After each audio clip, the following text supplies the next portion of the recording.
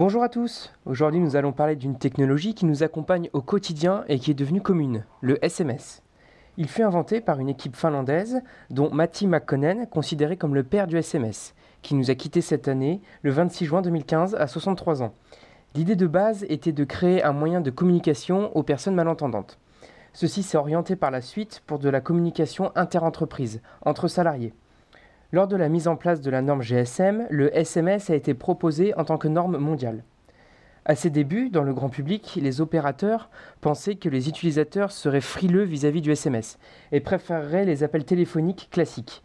Mais le faible coût d'un SMS provoqua un véritable succès pour celui-ci.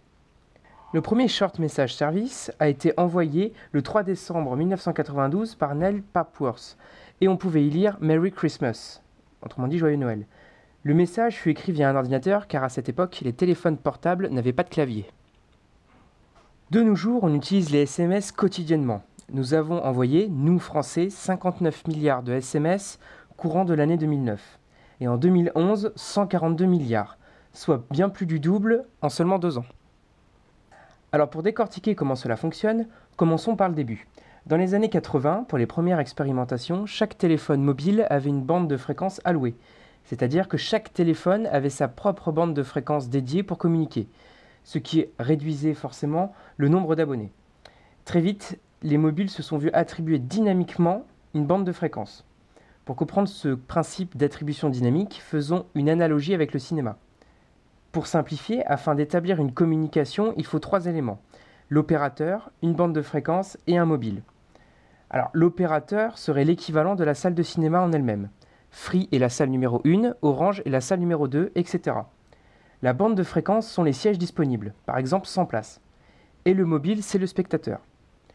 Alors, le spectateur est dans la salle, autrement dit le mobile a son opérateur, puis le spectateur choisit une place libre dans la salle, juste le temps du film. Donc, le mobile va choisir une bande de fréquence libre appartenant à son opérateur, le temps de la communication. Si l'on illustre ceci maintenant du point de vue du mobile, un mobile voulant émettre va se placer temporairement sur une bande de fréquence disponible chez son opérateur. Autrement dit, chaque fois qu'il est présent sur le réseau, on lui attribue une bande de fréquence dynamiquement et libre le temps de l'utilisation. Depuis janvier 2013, en France, Bouygues, Orange, Free et SFR se partagent la plage de fréquence entre 925 MHz et 960 MHz. Chaque opérateur a des plages attribuées. Pour ce qui concerne le RFF, cette bande de fréquence est réservée aux ferroviaires. Voyons maintenant rapidement l'objet indispensable pour les communications de notre téléphone, la carte SIM.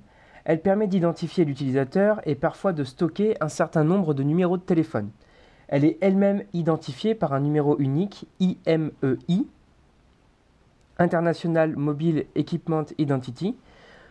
Vous pouvez trouver ce numéro en tapant sur votre clavier de téléphone ou smartphone étoile, dièse, 06, dièse. Le IMEI permet en cas de vol ou de perte de bloquer le téléphone en signalant ce numéro-là à son opérateur. Il peut arriver que les autorités s'en servent comme moyen de surveillance. Alors maintenant, comment concrètement se passe une transmission de SMS ? Lorsque votre mobile envoie un SMS, celui-ci est identifié sur le réseau grâce à sa carte SIM.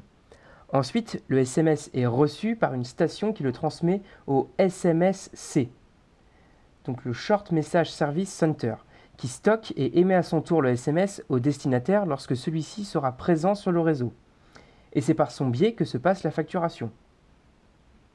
Dans le détail, le téléphone envoie une commande d'émission avec le numéro de téléphone du destinataire et le sien pour s'identifier auprès du Short Message Service Center. Il attend le décrochage de celui-ci, comme lorsqu'on décroche un téléphone, puis émet le contenu du message. Une fois que le CMSC détecte le numéro de destinataire sur le réseau, il lui envoie le message. Il transmet date, heure et numéro de l'émetteur.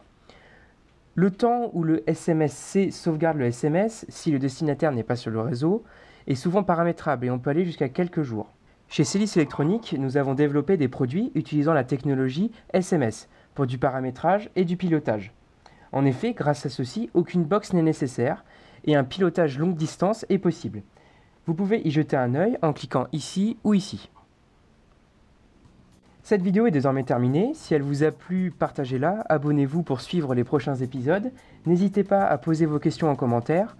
Rejoignez-nous sur les réseaux sociaux tels que Google+ et Facebook. Venez nous voir sur notre site internet et merci à vous.